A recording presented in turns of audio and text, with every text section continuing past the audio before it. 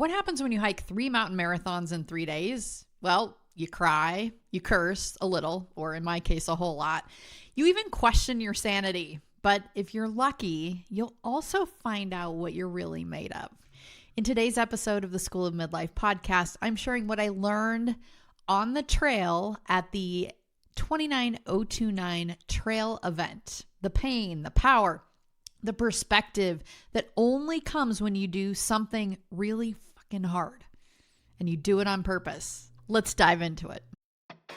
Welcome to the School of Midlife podcast. I'm your host, Laurie Reynoldson.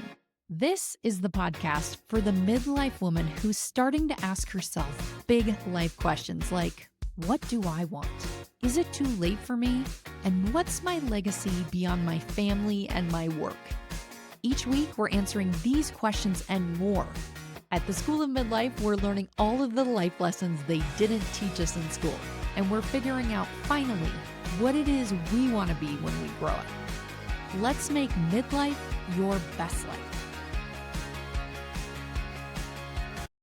Well, hey friends, welcome back to another episode of the School of Midlife podcast. I'm your host, Laurie Reynoldson, and I am back. Did you miss me? Did you notice that there was no new episode last week? That's because I was just back in town from completing the everesting 29029 Trail Challenge in Park City, Utah. That's 3 mountain, we're going to call them marathons in air quotes, because a marathon is 26.2 miles. When you take it in the mountains, it's a marathon-ish. It's more than that because there's just no way to measure it out so that it hits 26.2 on the dot. Suffice it to say, though, after completing the challenge, I was completely exhausted. More tired than I have been in a very, very, very long time. And for good reason, right? I had been training for 6 months up until that point. 3 long days on the mountain and not good sleep in between. But when it came time to record an episode last week, I was just too damn tired.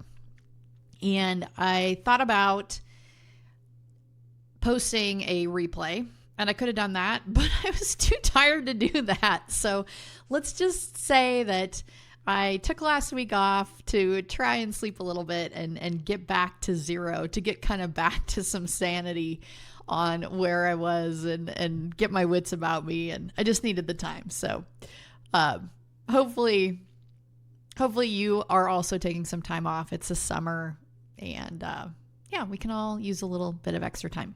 But what I thought I would do in today's episode is actually walk you through the event, tell you a little bit about my experience, because I've had a lot of people questioning, well, why would you do that?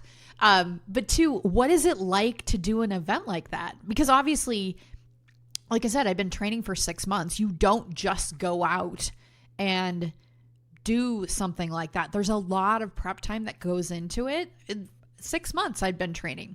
And the same is true even when I ran my first marathon. People thought, why would you do that? How can you just go run that? Well, there's a whole process. You train your body, you train your mind, you practice what you eat. So it's all part of what you do before you actually get to the start line that makes the biggest difference. And I've talked a little bit about that, maybe not as much about my training as I could have, but we can certainly get into that. If you have some interest, then just shoot me a DM and I'm happy to talk to you all about the training and what I learned along the way. But today's focus is the event itself, and I will wrap it up with, I think I've got 5 or 6 different lessons that I learned about completing the everesting 29029 Trail Challenge, which I'm just going to start calling it the Trail Challenge because it's too much of a mouthful to just keep saying everesting 29029 Trail Challenge every time I say it. So the Trail Challenge, you know that's 3 marathons, in air quotes, 3 marathons, 3 days. Let's get into it. So day 1, Thursday morning, July 10th. And I set my alarm for 4:45 in the morning because the challenge starts at 6 a.m. I know that I've got a bit of a morning routine that I have to go through. And I also know that I have to eat something.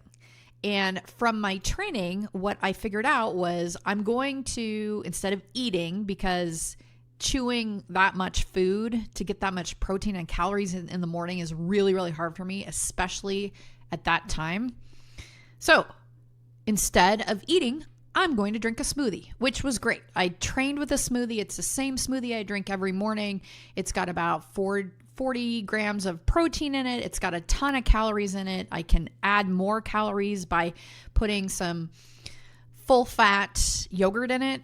Strawberry, it's great. Love it. Love my smoothie.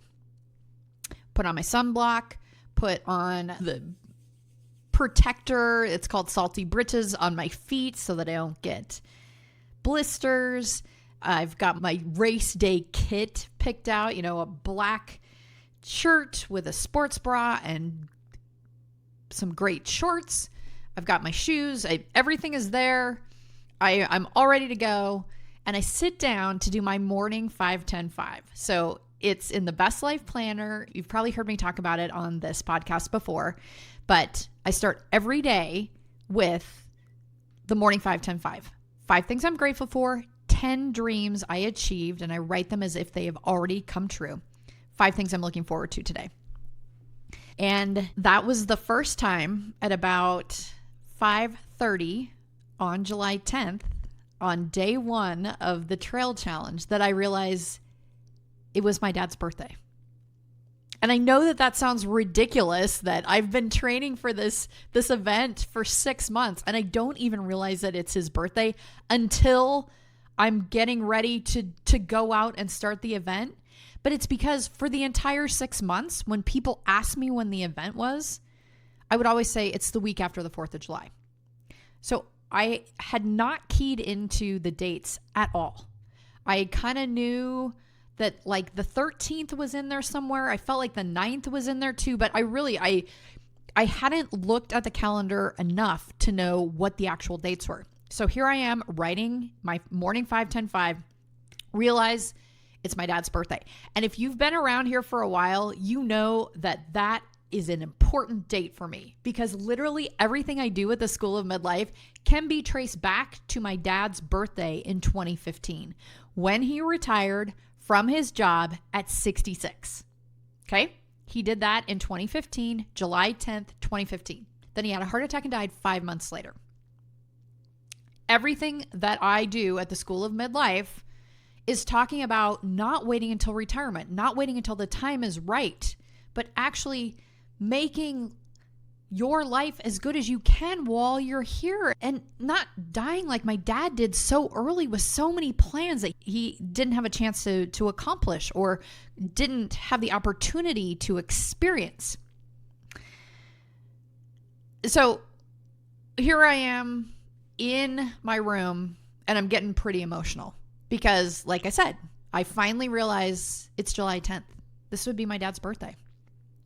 And he's not here, and I didn't realize that until right now. And Mike hadn't flown in yet, so I'm literally in a hotel room, 5:30 in the morning. It's dark, and I'm just sobbing. I can't quite get it together.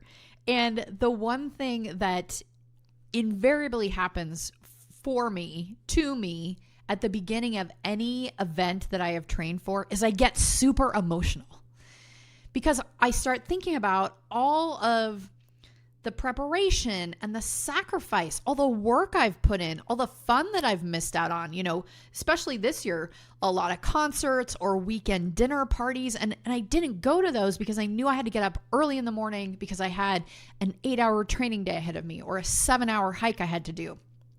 So I chose to not do a lot of the things that I really like to do.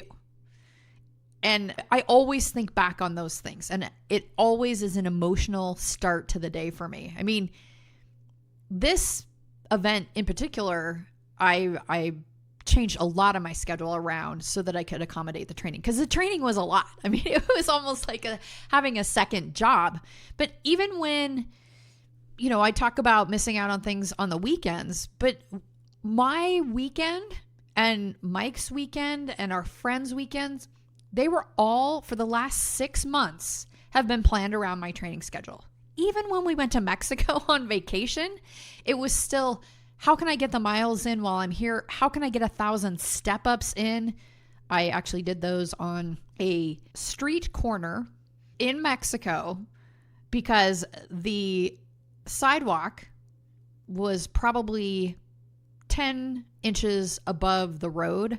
And I just stood there during rush hour traffic doing my step-ups in the middle of San Jose del Cabo. It was, I'm sure, fun to watch. But regardless, there's been a lot of time and attention putting into the preparation for this specific event.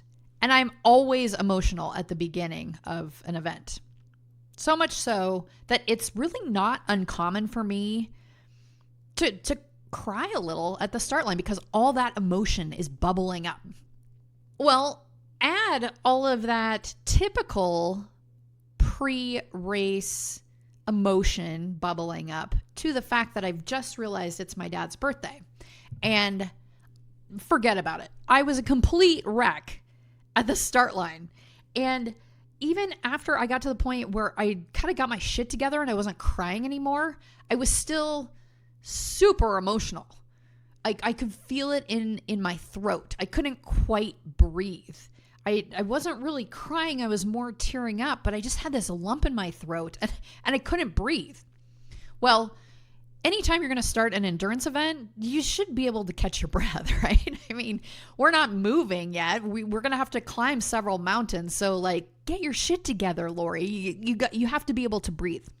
So what I did is I waited until everyone else started at 6 a.m. And the beautiful thing about this event is you can start anytime between 6 a.m. and 7 a.m. You have to be on the course by 7 or they won't let you on. I just waited until the entire field went ahead of me at 6 a.m. And at about, 6:15, maybe a little later than that, I started. And it was lovely because I was on the trail by myself for the first couple of miles. And I'm watching the sunrise over the mountain peaks. And I'm thinking about how grateful I am to have this opportunity and how I'm just not letting the lesson that my dad taught me, I'm not letting it go to waste. I'm actually putting my money where my mouth is. And I'm doing something to honor his legacy on his birthday. I'm making sure that I'm honoring, I'm living this lesson that you can't wait. You can't wait until the time is right. You can't wait until retirement. And I'm walking the walk. I'm doing it. I'm climbing a mountain by myself. I went into that a lot in the prior episode of the School of Midlife podcast. If you haven't listened to that yet, that's definitely worth a listen. I talk a lot about my dad's legacy. I talk about the top 100, how that informed how I work with my coaching clients now. All of that goes into the work that we do at the School of Midlife and why I feel like it's so important. I'll drop a clickable link in the show notes. If you haven't listened to that episode, I think it would really be worth your time. Got a lot of really good feedback on that one. So if you haven't listened, go back, listen to that. But let's get back to the trail event. So day one was billed as the hardest of the 3 events because there were over 18 miles at elevation. And elevation is relative here. When they were talking about at elevation, they were talking about over 9,000 feet. So over 18 miles, over 9,000 feet. So that's pretty high. And if you're not training at elevation, then it can sometimes take a little while for you to be able to catch your breath. And sometimes people can't catch their breath at all, right? Because they live in Atlanta or they live in Houston or they live in Florida or wherever, but much, much lower elevation. Really, the entire course, all 3 days were at elevation because even the base camp was at 6,800 feet. So everything feels like it's at elevation. But day one was supposed to be particularly hard because we were so many miles above 9,000 feet. When it came to me, though, day one was a breeze. the first 4 miles were so strikingly similar to the first 4 miles on my home trail. I mean, I'm looking at my pace. My heart rate is always where it is for the first 4 miles. I get to the first aid station, which is 4 miles in. It took me just over an hour, so an hour 10 maybe, to hike up nearly 2,000 feet. That's exactly what I do at home. I was like, this is going to be a breeze. No problem at all. And, I'm largely hiking by myself, just like I did on the trails. I'm listening to the Smartless podcast on my speaker because I forgot my headphones. Ironically, that's exactly how I had trained with my favorite podcast episodes on my phone, listening through the speaker, because most of the time I was training solo. I mean, Theo was there, but it's that exact question that they've been asking women. Would you rather meet a bear or a man in the woods? Well, yeah, most of the time I'm by myself, so I want to be able to hear what's happening around me. And I accidentally left my headphones on my desk in Boise for the event. So just like normal hiking, just like normal training, I've got my pack on, I've got my poles, I'm hiking, I'm listening to my podcasts. Everything is great. I'm right on pace. I mean, this is exactly how I trained. My plan going into the event was to hike all of the ascents, all of the uphills, and then run the downhills, if they weren't too steep, and the flats. And that's exactly how I had trained.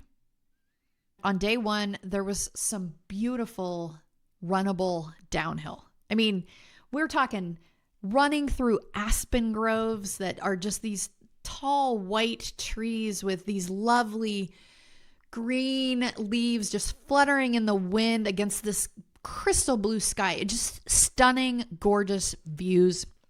We're running through some wooded trails around a mountain ridge line. Just stunning, beautiful.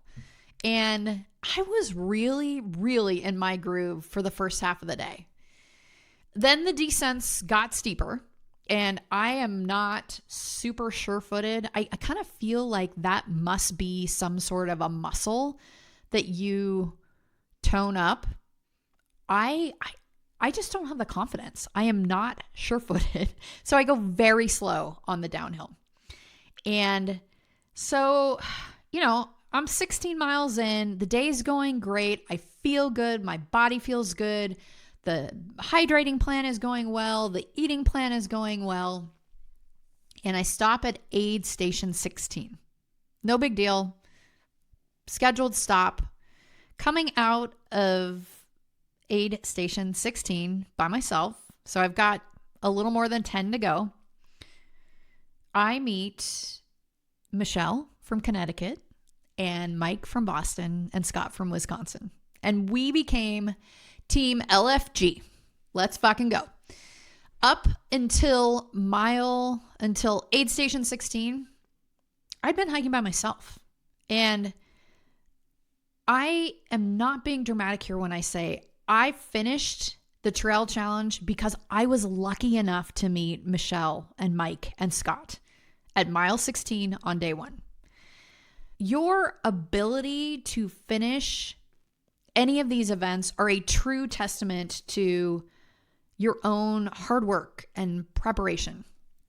But there is absolutely no underestimating the community. I invariably meet incredible people along the way at every single event that I have ever done. And these three were absolutely no exception. I find that it's just easier to finish, to even just do the event. I mean, because there's a lot of hours spent in the doing. It's so much easier when you find someone who can be there to help buoy up your spirits when you're lagging.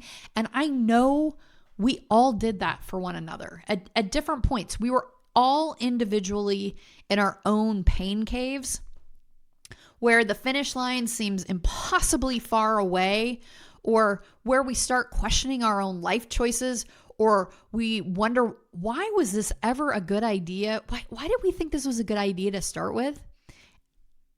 And what I found is if you're by yourself, you just might quit.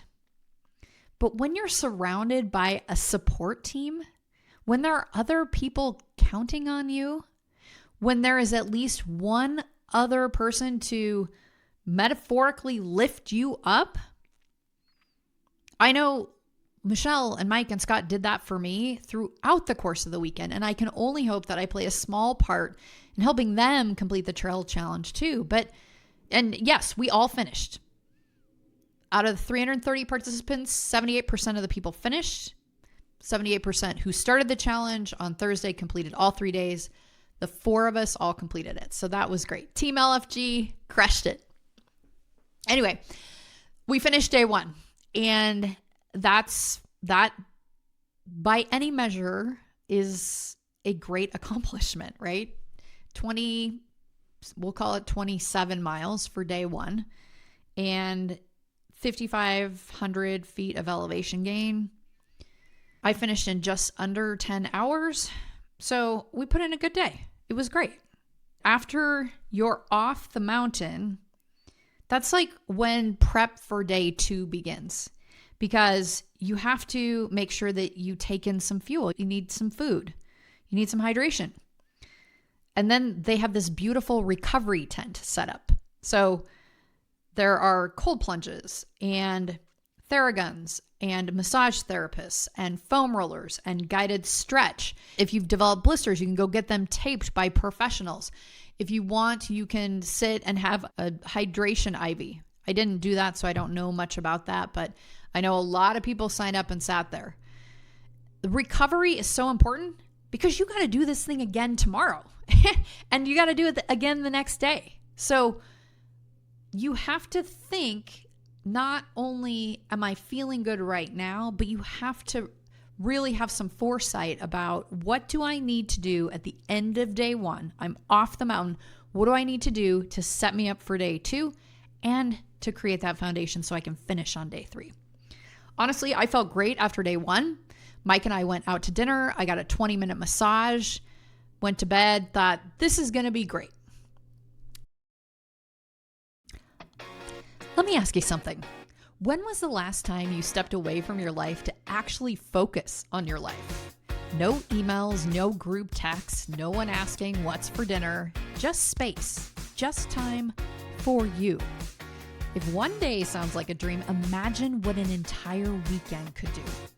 I'm inviting you to join me for the next Best Life retreat in breathtaking Sun Valley, Idaho. A luxurious, intimate escape designed specifically for midlife women like you.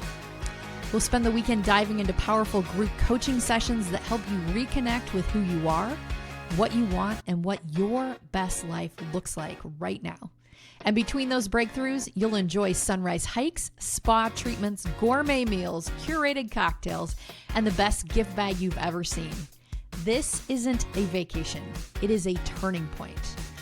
One woman has even described the weekend as, "That retreat changed my life."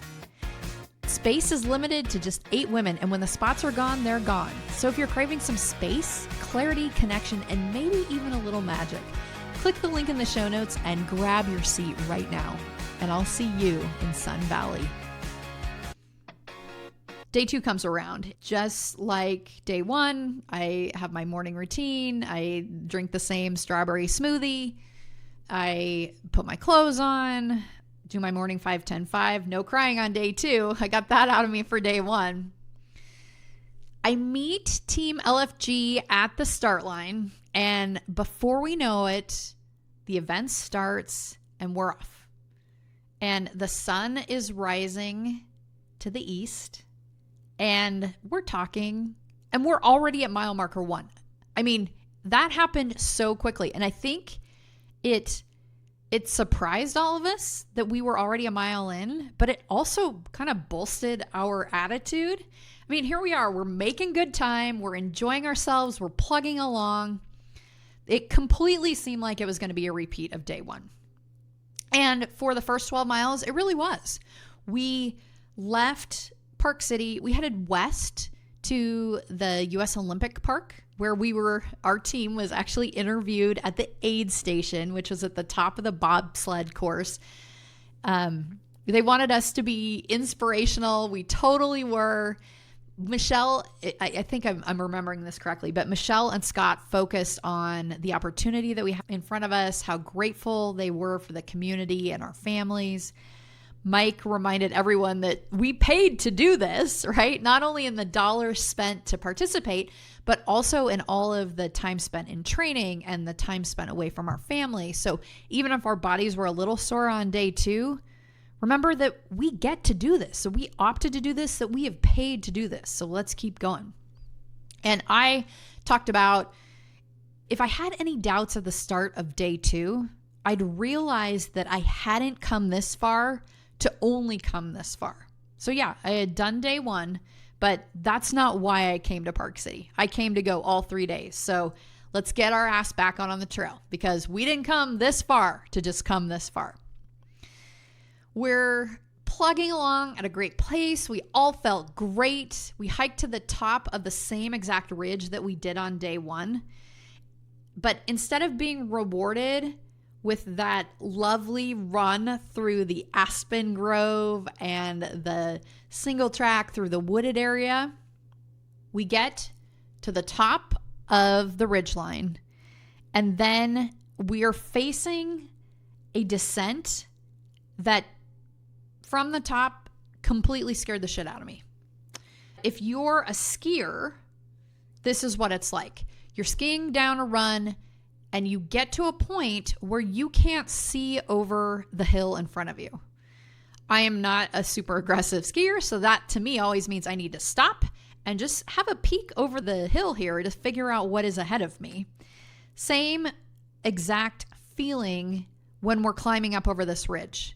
We get to the top of the ridge, and then it's almost like the entire mountain just falls off in front of us. And once I'm able to get over the ridgeline and look at what is ahead of me, it's probably about a 40% grade, super steep, of red shale. I think it's shale. I don't exactly know, but it's loose and it's rocky. And when you step on it, it like gives way. Super steep, super loose rock all the way down, maybe a half a mile. I don't know. I mean, because you can only see part of it. And then once you get to that part, then it just keeps going. So maybe half a mile. I don't know. All I know is everyone was slipping on the rock, myself included. You know, I'm using my poles to just stay on my 2 feet if I can. People are completely falling around me. And, you know, as soon as they go down, then you hear the like of the rock coming. It was madness. It was awful. I was so slow. I was trying my best not to fall. I was super grateful that my team waited for me at the bottom because they were faster than I was. Faster is relative, but they got down before I did. Thankfully, they waited for me. And I was just thankful that I had made it down. We're rewarded by this mountain road, which, albeit a very rocky mountain road, the kind of road that the kind of rock that you feel under the sole of your shoe every step you take. It's super sharp. The edges, I mean, your feet are kind of angry at this point, but it's still very loose rock, still downhill, but at least relatively flat, or much, much flatter than what we had just come down, which I ended up nicknaming Satan's Gullet. Red shale, Satan's Gullet, very steep. Yes, hated it. So we're on this mountain road, and then we encounter the next uphill. That hooks into a trail called Crazy Miner. Miner, like miner. We're back in the trees. We're back on a single track. It was so great. I loved the break from the hot sun. We're on Crazy Miner. Everything's going pretty well until we reach a series of switchbacks. Again with the loose rock. But these switchbacks single track, but more like half a single track. They're super narrow. And they were pitched towards the edge of the hill. Super loose rock, pitched towards the edge of the hill. And it might be a little dramatic for me to say that if you slipped on the trail, you'd fall off the trail and die. That might be a little too dramatic, but you would definitely get hurt because it was a decent fall off the side of the hill, and it scared the bejesus out of me because I'm not good on downhill anyway. It's steep, it's narrow, there's a cliff on one side, a lot of loose rock. Mike led Team LFG down the switchbacks like a pro. I followed right after him, constantly asking Michelle and Scott behind me, do you want to go ahead of me? Because I was so slow. Scott, as it turns out, we later learned that he was kind of an expert at running down trails. He was coaching Michelle and me along the way. Once we were finally off Crazy Minor, we're back on the mountain trail. We all made it down in one piece. We're super thankful for that. Michelle confesses that she was close to tears a number of times on that trail. It was so steep. And Satan's Gullet and Crazy Minor all within like 3 miles of each other. So here we are, first 12 miles of the day, wonderful. These 3, awful. Awful. And we're finally back on the mountain road. When I look back over my shoulder at the trail we had just come down, there was a sign marked for another trail, or maybe the trail we'd been on. It's super hard to tell. The trail was named Tombstone. So yeah, it might have been dramatic for me to say that you could die if you slept and fell off the trail. What wasn't dramatic, that day 2, I had never in my life been on a more technical hike than day 2. From mile 12 to the end, it was the most difficult hiking day of my entire life. All of the descents were so steep that I couldn't run them, which meant I was also on the hill a lot longer than I expected for day 2. I mean, day 1 also long. Day 2, though, definitely longer than I had planned. And when you're training, like I had been for 6 months, and all of my training was very consistent as far as my pace goes, you know, I think maybe if I have a really rough day, maybe I'll be on the hill for 9 hours, maybe 10 if it's really long. Day 1 was very nearly 10. Day 2 was shaping up to be even more than that. In fact, I finished, I think, at about 10 and a half hours on day 2. Mike and I went to dinner that night at the restaurant at the hotel, and we were talking to another guy who was doing the event, and his wife were sitting at the table next to us, and we were commiserating on how tough day 2 was, particularly because it was so steep. And this guy, he looks like his full-time job might actually be doing these endurance hiking events, endurance running events. I mean, there were real athletes at this event, people that do this for a job, not those of us who, you know, take it up as a hobby just to see if we can do it and spend essentially the equivalent of another full-time job doing the training. But this guy 100% looks like he does these events all the time. And in my mind, he's saying it was tough, it was steep, so I'm feeling completely validated. Until there's this other guy at the table across from us who hears us talking about it, says he liked day 2 more than day 1. He said because he doesn't like going downhill. He doesn't like going down steep hills. And endurance dude guy and I are like, what the fuck are you talking about? Day 2 was all these steep downhills. It's steep, technical, hard, complicated. I literally was speechless. I'm doing kind of what I'm doing now, where I'm waving my hands about and trying to come up with something to say to this guy. Because what do you mean you like day 2 better than day 1 because you don't like steep downhills? It was just bizarre to me. I'm not sure what he was thinking, but it was ridiculous. Day 2, hardest day of my life. And of course, what do you get rewarded with for day 2, finishing day 2? You get to come back for day 3. Turns out girl has a lot to say about the 29029 Trail Challenge. So I'm going to split this right now into 2 parts. You've just listened to part 1. Come back for part 2. Thank you so much for listening to the School of Midlife podcast. It means so much to have you here each week.